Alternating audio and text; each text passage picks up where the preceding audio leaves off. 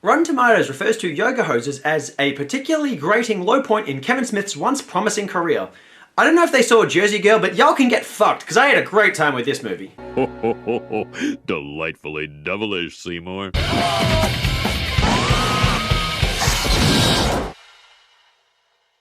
Yes, everybody, welcome back to Delightfully Devilish, the show where we discuss films that all at once meet the criteria of being the good, the bad, and the ugly. I'm your host, Jukebox Harry, and today we are looking at what is apparently Kevin Smith's worst film. Now, I have been a long-time fan of Kevin Smith. Of all his films, only two have I not liked: Red State and Jersey Girl. I always appreciate that as a writer, he knows how to deal out the humor and relatable characters very well. And Yoga Hoses, that is no exception. Yoga Hoses is a 2016 horror comedy and the second film in Kevin Smith's currently incomplete True North trilogy, with the first film being Tusk. I previously spoke about that movie on this show. It was a film that I enjoyed a lot at first, but started to find it had less value as I rewatched it. When I saw the reviews for Yoga Hoses, I went in with extremely low expectations, and I gotta say, I couldn't believe some of the things people were saying about this movie. Yoga Hoses opens with Colleen Collette and Colleen McKenzie, the convenience store clerks from Tusk, singing a rendition of Anthrax's I'm the Man.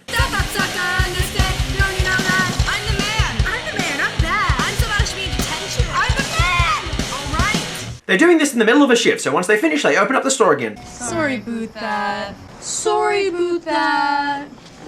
Sorry about that. No, that was a lot longer than 10 minutes. My best friend was having lady problems in the bathroom, okay? May I shop? Sure. Brace yourself, there is no end in sight to the Canadian stereotypes in this film. So I'll see you guys Friday, eh? I said, eh? No end in sight. Did you know they call the manatee a sea cow? Moo! I'm utterly underwater, eh? Moo! The style of comedy in Yoga Hoses is a mix between traditional Kevin Smith's writing and a lot of cringe humor. I was laughing my ass off the entire time. Enter Hunter Calloway, a popular senior who Mackenzie has a mad crush on. I would like to invite you both to my party. A senior party? A senior party? Meanwhile, one of the customers gets killed by an unseen small figure who performs a very specific attack. Get out of my bomb! And Mackenzie's mum isn't too keen on letting her go to a senior party. Senior boys only invite sophomore girls to parties for one thing. Well, me and Colleen don't do that. And even if we did, we have our periods this week. No, you don't, little liar. We're always in sync, and I don't get mine for 2 more weeks. Holy shit, you still get your period, Miss Mackenzie? I have never seen a film which jokes about period blood in the way that Yoga Hoses does. Honestly, it's pretty fucking innovative. You have to let me go to this party. It's only the most important night of my entire life. No way. Just the thought of going to a grade 12 party has you lying to me about your menstrual cycle. And you know a woman's menstrual cycle is sacred, Colleen. I'm talking about the period blood of women. With the amount of dick and cum jokes in Hollywood comedies, the way that Kevin Smith so casually and so proudly jokes about period blood in a tasteful context, that's actually such a feminist move. I promise I won't sell on my gender ever again. On one condition, you bring something stabby. They get cute, they get cut. Holy shit. I call her the Moyle. She's my date knife. Thanks. That is a pretty badass mother, and it's also Harley Quinn Smith's real-life mother, Jennifer Schwalbach Smith. And Justin Long has come back to portray yogi instructor Yogi Bayer. Pretentious frog, the dissatisfied customer. I don't like the product you've given me. Atlas shrugged.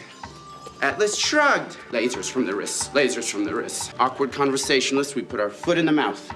Justin Long's setup of pretentious hipster yoga culture is right on the money in this film. Enter Colette's father, played by Tony Hale from Arrested Development. It looks like a Vancouver hockey riot in here. If there is any scene in this film that does not have Canadian content in there, Kevin Smith will find a way to jam it in. And Natasha Lyonne is the unwanted stepmother. Where'd all the beaver stuffies going?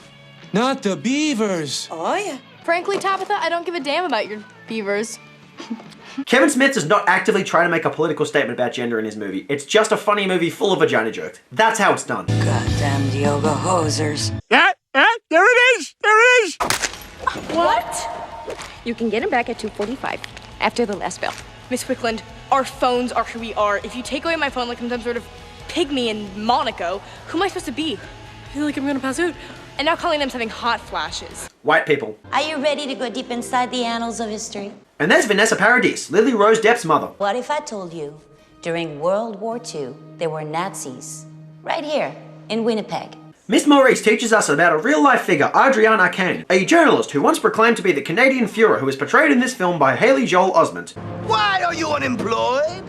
Is it, as our ally in Germany, Adolf Hitler tells us, the fault of the Canadian Jew? Yes, it is!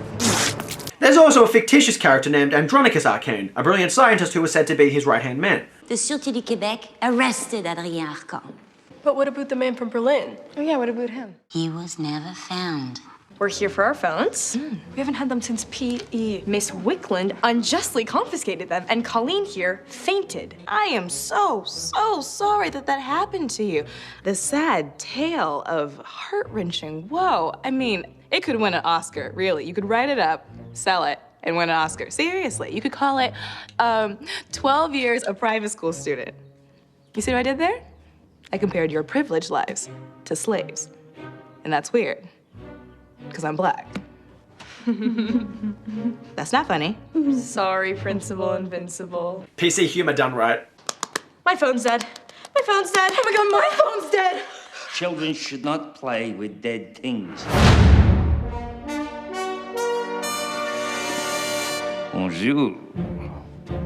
My name is Guy Lapointe. So you come crawling back, you cheap sack of shit. They added a set of testicles right under my nose. You see that? You see that? With that kind of, awful pokey hair that I don't know why. Johnny Depp comes back to the role of Guy Lapointe, and he manages to keep the character funny, even if it is just for the gimmicky comic relief. But in Yoga Hosers, rather than being the only funny character in his scenes, he actually generates some good chemistry with the comedic talents of both the film stars. You went to the bathroom together? Well, yeah. I had to poop, and I don't like to go alone there. The toilet's weird. So, while she's pooping, you're sitting there with her. Yeah, we're best friends. Yeah. Why would we not? That's quite disgusting. Guy Lapointe is investigating the murder of the customer from last night, and the scene only lasts about 5 minutes, but it never wears out its welcome. This scene marks a big improvement over Tusk. The characters have much better interactions, and the conversation goes on at a much breezier pace than it did in Tusk. Oh my god, he's making us work tonight! Tabitha. And even the transitions are Canadian. Pack of True North menthol. That's the voice of Batman. They just keep adding random celebrities to this film. Those are lights. Sorry about that! You know, girls, that's just not very Canadian. I think sorry about that is about as Canadian as you can get. We are here to cordially accept your invitation to Party Hardy. We party! Yeah. What's he doing here? And where's everybody else? If you were expecting more people to rock up, why were you surprised when he said we? The two losers come in and make themselves at home, and Hunter talks about being a Satanist who needs a virgin sacrifice. I kinda gotta cut you open to get to it. Luckily enough, Mackenzie's mother prepared her for this. That's my mom's Dayton knife pointed at your balls. Okay. Is that enough metal for you, or do you want more? No. Mackenzie owns this situation. She is a badass. But in a twist of fate, the miniature creature who killed the customer earlier has now done his duty on Hunter. Oh my god! And then another one gets the other guy. Some just crawled up my ass! They toss him in the microwave. Then they find another who they bisect into what looks like poorly rendered shredded cheese. They call the cops, and guess who's on the other end? Goddamn yoga hosers. He said it! Using the skills they learned from yoga, the two Colleens launch in a battle mode. I'm not even supposed to be here today! This joke should really not be as funny as it is, but god damn it, Kevin Smith knows how to use in-jokes. We get a montage of the Colleen smashing up all the mini-Nazis, and one major thing you'll notice about this scene is just how bad the visual effects are. At first there's a fair chance that they'll bother you, but when you really think about it, one of the reasons that Kevin Smith is actually able to make the movies he does is because he brings them in on small budgets. And if it means that comes at the expense of the special effects, then that's okay, especially since they're one small aspect of the film. They emerge victorious, but the police aren't enthralled. This is so basic. This is beyond basic. Then we get my favorite cameo from none other than Jay Muse. This book is my Bible, and you're like a goddamn Canadian Batman, eh? Guy Lapointe informs them that they are being charged with the murder of the teenagers. We didn't do this. Who did then? It was the Broadseas. Broadseas. I want to know what this Broadsea is. What is a Broadsea? It's like a foot-tall Canadian Nazi and it's made of bratwurst. They have concentrated sauerkraut for blood. And they're just like Mountain McBeaver stuffies. Are you guys tripping on the pot? That is something Kevin Smith must get asked a lot when he's telling people about the plots for his movies. Guy Lapointe informs them that he's found evidence that their convenience store is on land that was originally owned by Canadian Nazis, and he suspects that they're still hiding there somewhere. Somehow, Guy sneaks them out of jail, and somehow they find a secret passageway. They all end up handcuffed in a room with Andronicus Arcane. The Third Reich imprisoned me here inside this Canadian subterranean stronghold to build a clone army that would conquer Canada and the United States of America. Right. He tells the story of creating an army of Nazi clones out of his DNA as well as bratwurst and sauerkraut. Though they needed 100 years to incubate, a power outage caused by the colonies playing their music resulted in the clones only growing to be a foot in height. Papa! He also does a very good Sylvester Stallone impression. And then before I met Adrian Arcand, I was like, yo, Adrian. Adrian is the wife in the movie of the Rocky Rambo. He's very good. Yeah, obviously this one gets extra points in my book. Andronicus reveals his new creation, a 10-foot-tall skin-suit goalie who is controlled by the Brazzies on the inside, and it looks like a repurposed use of the walrus suit from Tusk, which actually has a pretty sweet design. I'm thinking that we should all be very afraid right now. Do you know the actor who played the Batman? I can do him too. You see, girls, each night as I slaved away over my masterpiece, one dream fueled me. That does not sound like Batman. Yeah, Batman sounds like, where's the trigger? Where's the trigger? Okay, not only is this joke funny because they actually had the voice of Batman earlier in the film, but I actually had to look up and see if Adam West dubbed his voice in that scene. It's not. Ralph Garman is just a very talented voice actor. Now you are pleased to photograph me for Them Weekly magazine. We don't have our phones. What? Nine. So much 9, it's almost 10. That is a one-of-a-kind line. I absolutely love that. He loads the Brazzies into the skin suit. Bring mine art to life! Okay, all we have to do is do every yoga pose Yogi Bear ever taught us. That's your plan? The Brazzies kill Andronicus, and the colonies unleash their yoga fighting style in a comic book style fight scene. The entire concept of them adopting a fighting style from yoga reminds me more than anything of the time that filmmakers tried to invent a new style of martial arts inspired by gymnastics for the sake of the film Jim Carter. But Yoga Hosers is a whole lot more self-aware about its ideas. The colonies eventually defeat all the Brazzies and end up becoming local heroes. I am a huge fan. Out! Get out! Take off! I'm Shoot! a fan. And the film ends with them getting back to work. Oh my god, Colleen! What? Add another heart. Is Yoga Hosers a bad film? 9.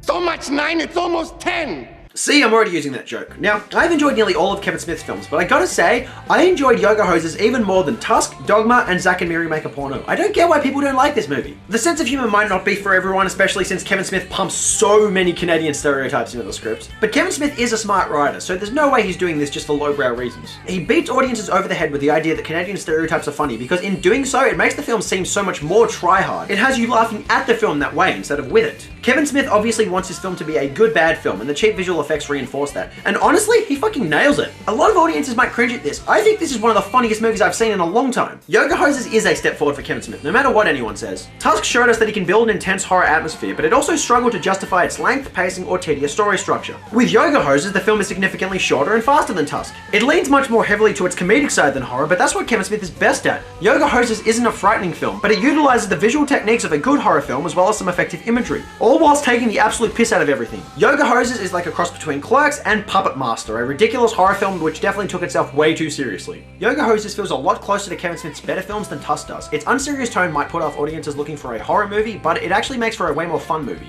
I showed this movie to a friend of mine who wanted to start watching horror films but not get thrown right off the deep end. This was a perfect beginning for her because it was a comedy film which had elements of a horror film. It was a nice starting point for her. Personally, I think Yoga Hosers is hilarious. It's good enough to be genuinely funny, and it's bad enough so that it's so bad that it's good. And none of this feels unintentional. One thing that I really love about Yoga Hosers is just how female-centric it is. Horror films are typically female-centric, but often enough, that's just because they want to subscribe to the final girl trope, where a girl's survival ends up being her only real achievement in the narrative. But Kevin Smith doesn't do that. He makes his protagonist a pair of very strong, very foul-mouthed, very funny, independent female characters. The Colleens are a lot like Dante and Randall from Clerks, except that they're actually given enough of their own identity so that they don't end up just being gender switch versions of those characters. The director makes them original and quintessential Kevin Smith characters who just so happen to be female. He also gives them a script that's full of menstrual jokes and beaver jokes. This is a pro-feminist film in a similar vein to Bad Neighbors 2, Sorority Rising, and Blockers.